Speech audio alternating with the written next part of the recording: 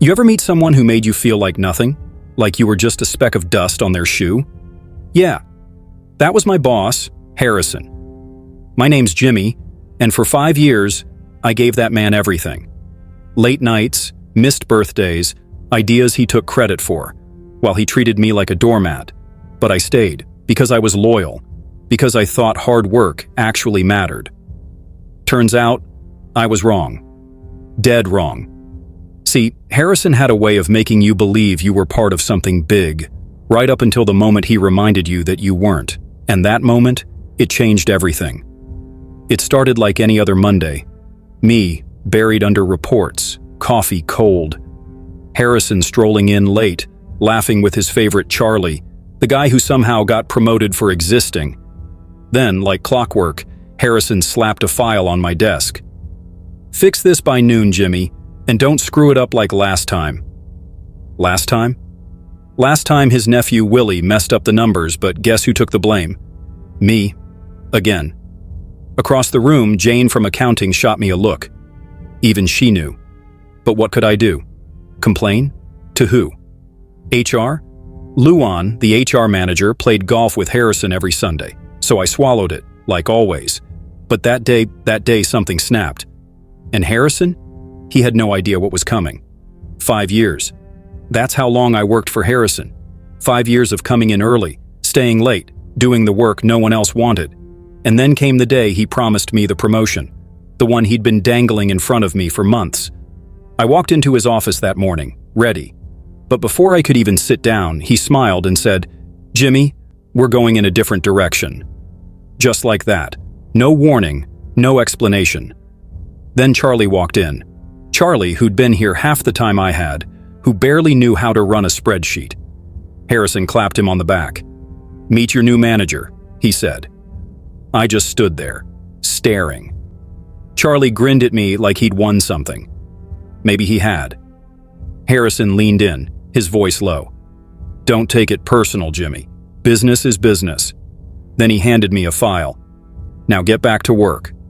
I took it, walked out. And for the first time I realized loyalty meant nothing. So I decided neither would I. That night, I didn't go home. I sat in my car outside the office, watching the lights go off one by one. Then I saw Harrison's car pull out of the garage. He didn't see me, but I saw him, and I saw Charlie get in the passenger seat. They drove off together, laughing. I waited an hour, then I went back inside. The security guard nodded at me, used to me working late. I went straight to Harrison's office. His computer was still on. No password. He never thought anyone would dare. I clicked through his files, emails, spreadsheets, and then I found it. A folder labeled Projects. Except these weren't projects. They were payments. To vendors that didn't exist. To accounts with Charlie's name on them. I took out my phone, took pictures of everything. Then I closed the computer. Walked out like nothing happened. Because now I had a plan. I started digging the next day. Harrison thought he was careful. He wasn't. The company's server had everything. Old emails, deleted files, even personal notes. I worked late again after everyone left. The office was quiet except for the hum of computers. I searched Harrison's name in the system. Dozens of files popped up. Expense reports didn't match receipts. Client payments disappeared. Then I found the HR folder. 7 complaints from different employees over 3 years. All marked resolved. All buried. One name kept appearing. Luan from HR. She'd closed every case. I copied everything to a flash drive. Then I saw it. A folder named Vendor Payments. Inside were invoices for work never done. All approved by Harrison. All going to the same bank account. I recognized the last 4 digits. They matched Charlie's company credit card. The pieces fit together. Harrison was stealing, Charlie was helping, and Luan was covering it up. I took everything, every file, every email. Then I went home. I had what I needed. Now I just needed to decide what to do with it. The next morning, Harrison called me into his office. "Jimmy, we need to talk about your performance," he said. Charlie was sitting there too, smiling. I knew what was coming. "We're letting you go," Harrison said. "It's not working out." Charlie handed me a box for my things. I didn't argue. I took the box and started packing my desk. Jane from accounting watched me the whole time. When no one was looking, she slipped me a note. It said, "Meet me after work." I finished clearing my desk. Harrison walked me to the door. "Nothing personal," he said again. I nodded, walked out. But I wasn't done. Not even close. 2 days after they fired me, I called Harrison. My voice shook when I spoke. "Please," I said, "I need this job. I'll take anything." He sighed like I was bothering him. "Fine," he said. "You can come back as a temp.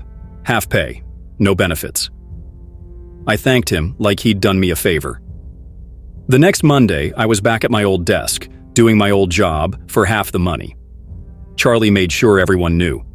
He'd walk by and say loud enough for the whole office to hear, "How's the temp life, Jimmy?" I just kept my head down and worked. Harrison stopped by sometimes to drop files on my desk without a word. I'd nod and get to work. At lunch, I ate alone. No one wanted to be seen with the guy who got demoted, except Jane. One day she sat next to me in the break room. "You're taking this well?" she said. I shrugged. "It's a job." She looked at me for a long moment, then walked away. I knew what she was thinking, that the old Jimmy would have fought back. That's exactly what I wanted them all to think. After 3 weeks, Harrison started getting comfortable again. He'd leave his computer unlocked when he went to meetings. Charlie stopped watching me so close. Even Luan from HR smiled at me in the hallway. Then one afternoon, Harrison called me into his office. "We're having some VIP clients in tomorrow," he said. "I need you to prepare the conference room. Stay late if you have to." I nodded. "Whatever you need." That night, when the office emptied out, I went to work. The conference room had a direct connection to the main server. I pulled up every file I could find. Client lists, bank transfers, meeting notes. I copied it all. Then I saw something new. An email from Harrison to Charlie. "The board is asking questions," it said. "We need to clean this up before the audit." Charlie wrote back, "Don't worry. I know a guy who can make the numbers right." I saved that email twice. As I was leaving, I heard footsteps. Luan was standing in the doorway. "Working late, Jimmy?" she asked. I held up a stack of papers. "Just finishing up for tomorrow." She looked at me, then at the computer. "Don't stay too late," she said, and walked away. I waited until her footsteps faded, then shut everything down. The game was changing, and I was ready to play. Harrison's office was empty when I walked in. His computer screen still glowed. He'd rushed out to some meeting and forgotten to lock it again.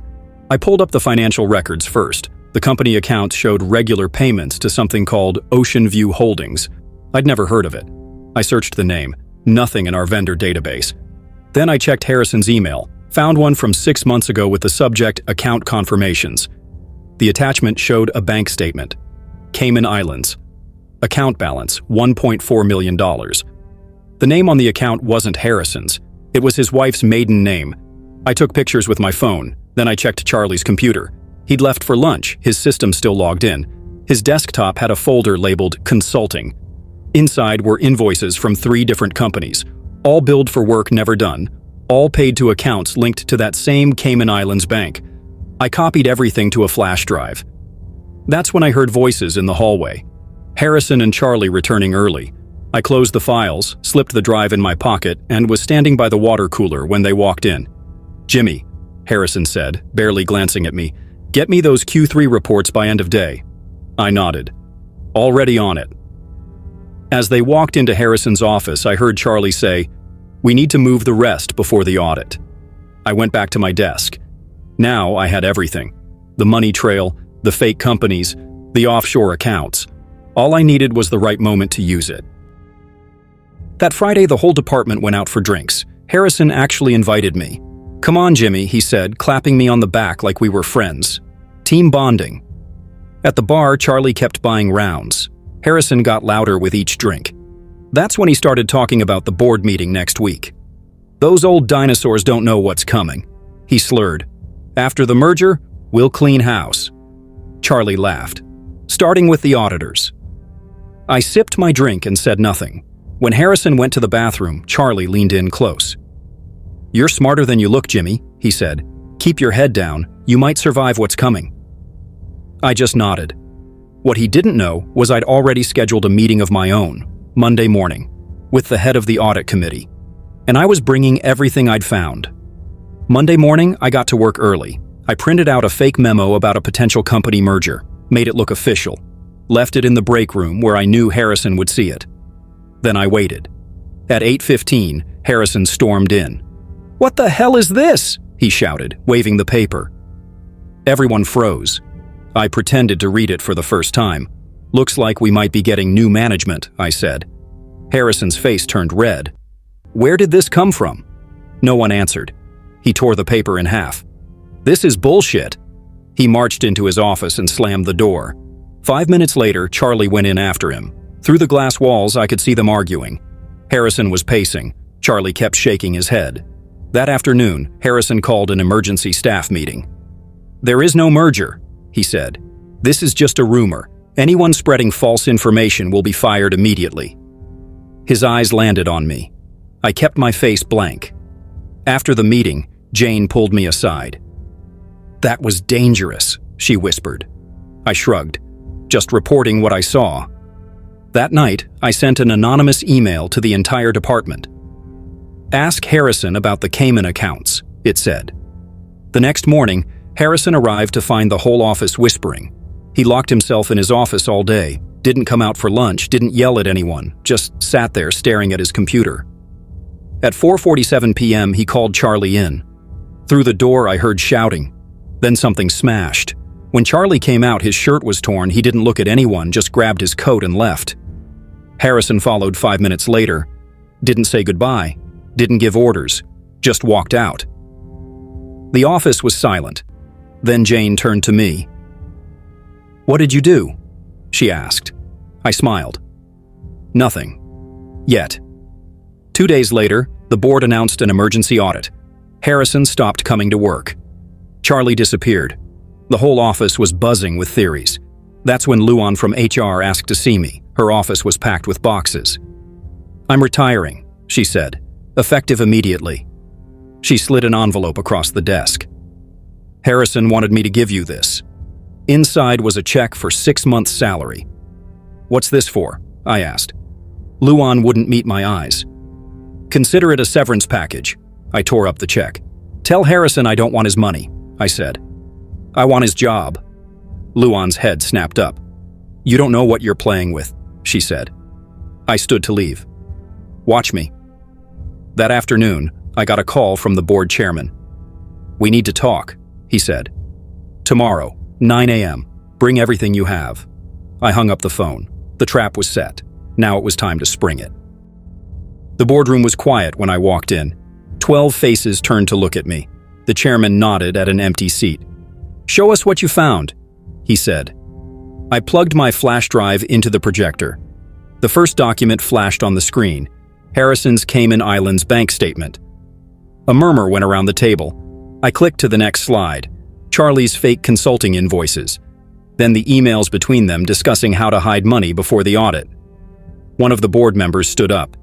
"This can't be real." I pulled out my phone, played a recording of Harrison and Charlie at the bar talking about cleaning house after the merger. The room went completely silent. The chairman leaned forward. "Where's Harrison now?" Before I could answer, the door burst open. Harrison stood there, out of breath. His tie was loose, his hair messy. "This is a setup," he shouted. The chairman held up a hand. "We have questions for you, Harrison." Harrison's eyes darted to the screen, to the documents, to me. "You little snake," he hissed. The chairman stood. "That's enough. Harrison, you're suspended effective immediately. We'll be conducting a full investigation." Harrison lunged at me. 2 board members grabbed him. "You're dead, Jimmy," he screamed as they dragged him out. The chairman turned to me. "We'll need your full cooperation on this." I nodded. "Whatever you need." As I left the room, I passed Charlie in the hallway. His face was white. "You don't know what you've done," he whispered. I kept walking. Oh, I knew exactly what I'd done. The next week, the company sent an all-staff email. Harrison and Charlie were terminated. Luan had retired. The board appointed an interim CEO while they searched for a permanent replacement. That Friday, Jane stopped by my desk. "They're interviewing candidates next week," she said. "You should apply." I shook my head. "I don't want to interview." That Monday, I walked into the chairman's office. He looked up from his paperwork. "Jimmy, what can I do for you?" I sat down across from him. "I want Harrison's job." He laughed. "That position requires experience." I slid a folder across the table. "I've been doing Harrison's job for 5 years. Here's proof." Inside were copies of every report, every presentation, every deal I'd actually worked on while Harrison took credit. The chairman flipped through the pages. His smile faded. "I see." He closed the folder. "We'll be in touch." 2 days later, HR called. They offered me the job. Temporary, probationary, I took it. That afternoon, I sat in Harrison's old chair, looked out his window, answered his phone. When the receptionist transferred the first call, I almost laughed. It was Harrison. "You won't last 6 months, he spat. I leaned back in the chair, told him, "Watch me." Then I hung up and got to work. Security arrived at Harrison's office within minutes of the board's decision. I stood outside with the rest of the team, watching through the glass walls as 2 uniformed guards entered. Harrison was on the phone, his face red, voice raised. When he saw them, he slammed the receiver down. "You've got to be kidding me." The lead guard showed him a paper. "We need to escort you out, sir." Harrison's eyes darted around the room, to his family photos, his awards, the leather chair he loved so much. He grabbed his jacket slowly like he was buying time. Then he saw me watching. His expression changed. "This is your doing," he said, pointing at me through the glass. The guards took him by the arms. "Let's go, Mr. Harrison." As they walked him past the cubicles, the entire office fell silent. Nobody moved. Nobody spoke. Harrison kept his head high until they reached the elevator. Then his shoulders slumped. The doors closed. For a moment, nobody breathed. Then Charlie's chair squeaked as he stood up. He looked at me, then at his desk, then bolted for the stairwell. That's when the whispers started. "Did you know?" "What happened?" "What do we do now?" Jane walked over to me. "Well?" she asked. I looked at Harrison's empty office, at his name still on the door. Then I walked in and picked up his phone. Dialed reception. "This is Jimmy. Have maintenance come up. We need to change some things around here." The next few days were chaos. Reporters called, clients demanded answers. The board held emergency meetings. Through it all, I kept working, kept answering questions, kept things running. On Thursday, the chairman called me in. "We need someone to take over Harrison's duties," he said. "Temporarily." I nodded. "I can do that." He studied me for a long moment. "Why'd you wait so long to come forward?" I met his gaze. "I needed proof, not rumors."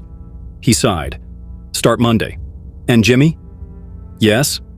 "Don't make us regret this." That weekend, I went through Harrison's files. Every contract, every deal, every secret he'd left behind.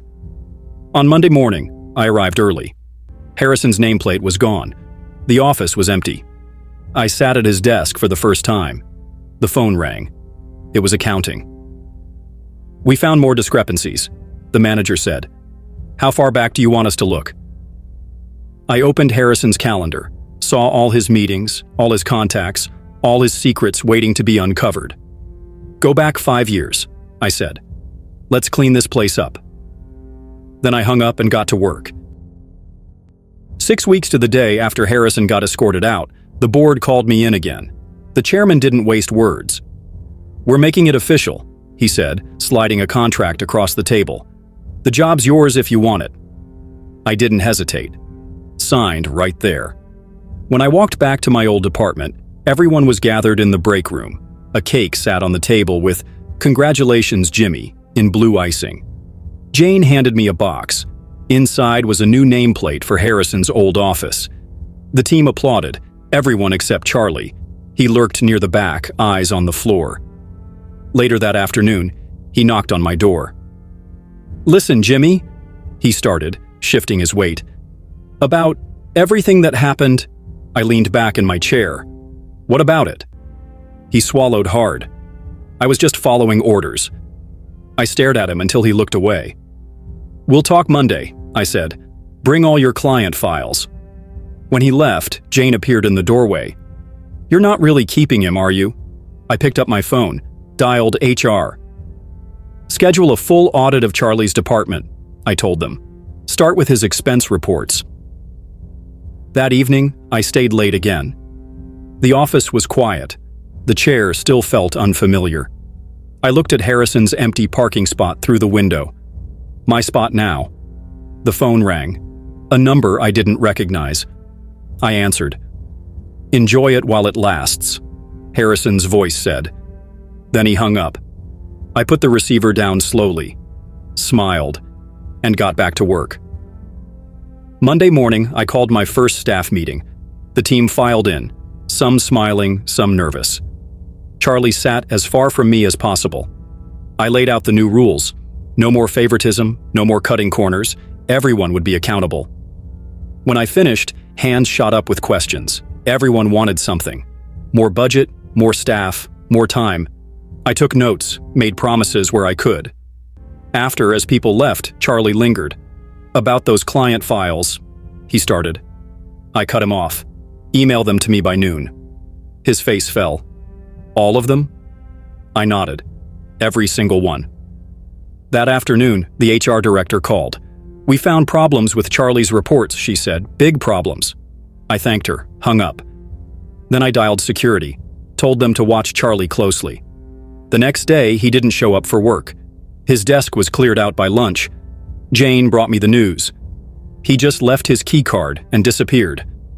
I looked at Harrison's old calendar still open on my computer, at all the meetings he'd had, all the deals he'd made, all the damage he'd left behind. Good, I said. One down. Then I turned back to my computer. The real work was just beginning. 3 months into the job, the first story hit the business section. New CEO accused of fraud. Harrison had gone to the press claiming I'd faked evidence against him. The article quoted anonymous sources saying I'd stolen company funds. By noon, our stock dropped 12%. The board called an emergency meeting.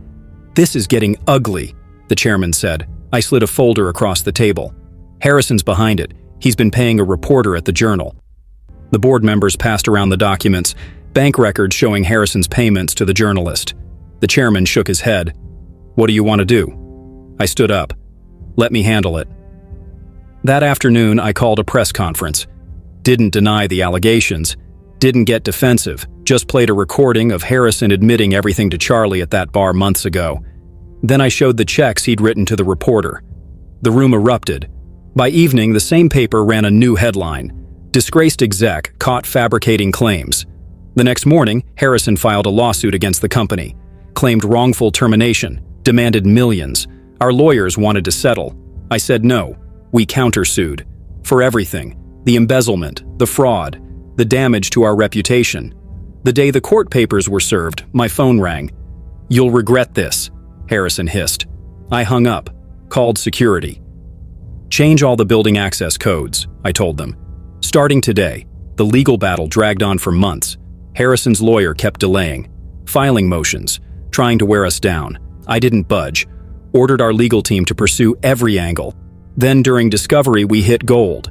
Boxes of Harrison's personal records he'd tried to hide. Receipts for luxury cars bought with company money. Vacation homes purchased through shell corporations. The judge took one look and froze all Harrison's assets. That's when his lawyer asked to talk settlement. I said we'd only accept one deal. Harrison walks away. No money, no fight. Just disappears. They took it. The day the agreement was signed, I got an alert from building security. Harrison was in the lobby, demanding to see me. I went down. He looked older, thinner. Happy now? He spat. I didn't answer, just handed him an envelope. Inside was a single sheet of paper, the company's new financials, record profits, record growth, all since he'd left. He crumpled it, turned to go, then stopped. This isn't over, he said. I smiled. For you it is. As the doors closed behind him, I turned to the security desk. Make sure he's never let in again. Then I went back upstairs, back to work. back to fixing everything he'd broken. 2 years later, I walked into the annual board meeting with different numbers on my presentation slides. Record profits, record growth, the lowest turnover rate in company history. The same directors who'd hesitated to give me the job now applauded when I finished. Afterward, the chairman pulled me aside. "Never thought I'd say this," he admitted, "but you were exactly what this company needed." I thanked him. Didn't mention the nights I'd spent rebuilding what Harrison broke. The employees who'd quit rather than work under me at first. The clients who'd needed convincing to stay. That afternoon, a new batch of interns toured the office. One lingered after the others left. "Mr. Carter?" he asked. "I just wanted to say, your story's why I applied here." I studied his eager face. Saw myself 5 years ago. "What story's that?" He hesitated. "How you started at the bottom. How you fixed everything." I almost laughed. That wasn't the story. Not really. "Work hard," I told him, "but watch your back." That night, as I left the office, my phone buzzed. An unknown number. Just one word. "Congratulations." I deleted it, got in my car, drove home. The next morning, HR called. "We've got a problem," the director said. "Someone's been accessing old files. Harrison's files." I stood, walked to the window, looked down at the parking lot where security had escorted Harrison out 2 years before. "Lock it down," I said, "and pull the security footage. Because in this business, nothing's ever really over." The next week, we hired the intern who'd admired my story. Jane trained him. "He reminds me of you," she said, "back when you still had principles." I let the jab slide, watched him work, saw how he stayed late, how he asked questions, how the others gravitated toward him. One evening, I found him alone in the records room. "What are you looking for?" I asked. He jumped. "Just company history." I nodded at the file in his hands, Harrison's old personnel record. "Careful with that," I said. He swallowed. "I heard things. About what happened." I took the file, closed it. Some stories aren't what they seem. The next day, I had IT restrict access to all archived records. That afternoon, the intern quit. No notice, just cleared his desk and left. Jane was furious. "What did you do?" she demanded. I watched from my office window as the kid crossed the parking lot, got into a waiting car. The driver looked familiar, same build as Harrison, same posture. But it couldn't be. Could it? I turned to Jane. "Some people," I said, "aren't who they appear to be." Then I picked up the phone, called security. Again. Because the game? It never ends. It just changes players. 5 years ago, Harrison told me I was replaceable. Today, his name's been scrubbed from company records, his portrait removed from the lobby, his legacy erased. Mine? They're putting it on the new building. The interns whisper when I walk by. The board approves every proposal. The stock price keeps climbing. But late at night, when the office is empty, I still check the security feeds, still watch the parking lot, still wait for that car to reappear. Because here's the truth about revenge. It doesn't end when you win. It just makes you a target for the next hungry kid with something to prove. So who deserved worse? Me? For what I did to get here? Or Harrison? For everything he made me become? You tell me. Comment below and subscribe. Because the next revenge story? It's already being written. Right now. In an office just like this one. By someone just like me. The elevator pings. The doors open. Another day begins. Another kid walks in, hungry, ambitious, willing to do whatever it takes. I watch him shake hands too hard, laugh too loud, study everything, just like I did, just like Harrison did before me. The cycle continues. The game goes on. And somewhere out there, Harrison's waiting, watching, planning his own comeback. But that's a story for another time.